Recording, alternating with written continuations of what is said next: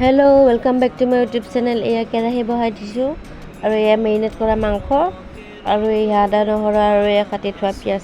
কেৰাহী গৰম হৈ কেনে তেল দি দিলোঁ, তাৰপিছত এয়া পিঁয়াজ কাটি থোৱা দি দিলোঁ অলপ, তাৰপিছত এয়া জলকীয়াও দি দিলোঁ দুটা, তাৰপিছত আদা নহৰুখিনি দি দিলোঁ, তাৰপিছত অলপ সময় গোটেইখিনি ভাজিলোঁ।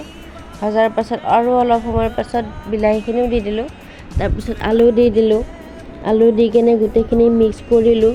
মিক্স কৰি কেনে এয়া কাটি থোৱা মাংসখিনি আৰু মেৰিনেট কৰা মাংসখিনিও দি দিলোঁ। তাৰপিছত গোটেইখিনি ভালদৰে মিক্স কৰিলোঁ।